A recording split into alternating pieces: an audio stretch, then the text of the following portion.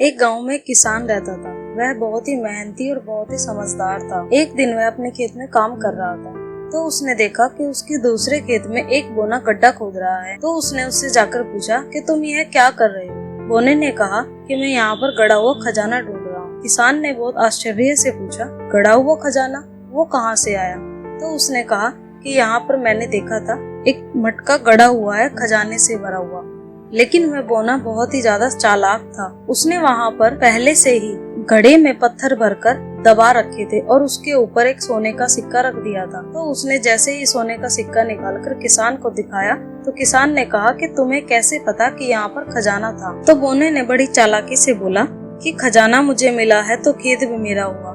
किसान बहुत समझदार आदमी था। उसने कहा कि अगर खेत मेरा है तो खजाना भी मेरा ही होगा। पर बोना बोला कि खजाना ढूंढा तो मैंने है, इसलिए खेत भी मेरा हुआ और खजाना भी। जब किसान नहीं माना तो बोने को एक चालाकी सूझी। उसने कहा, अगले 2 वर्ष तक जो भी तुम अपने खेतों में बोओगे उसका आधा हिस्सा मेरा होगा, अर्थात जो फसल उगेगी उसका आधा हिस्सा तुम्हारा और आधा हिस्सा मेरा होगा। किसान ने कहा, ठीक है, मुझे मंजूर है।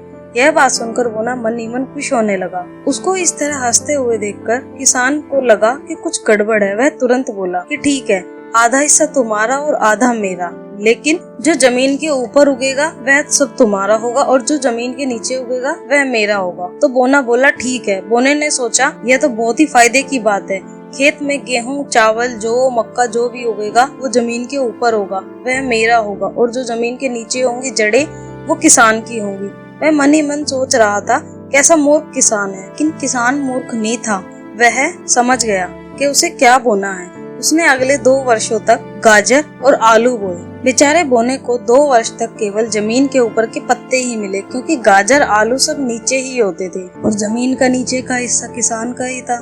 बोने ने सोचा, जब किसान को खजाने की जगह पत्थर वाला गड्ढा मिलेगा तो अपने किए की सजा मिल जाएगी। लेकिन भगवान भी बुद्धिमान व्यक्ति का ही साथ देते हैं। जब उन्होंने जगह खोदी तो वहाँ 2 घड़े मिले। एक जमीन के बहुत ज्यादा नीचे था और दूसरा जो बोने ने पत्थरों से भरकर रखा था। दूसरे में सचमुच सोने के सिक्के थे। अपना घड़ा लेकर किसान अपने घर चला गया और बोना बेचारा मुंह को ताकता रह गया। इसीलिए कहते हैं कि ज्यादा समझदारी और ज्यादा चालाकी नहीं करनी चाहिए, ताकि नतीजा अपने आप को ना भुगतना पड़े।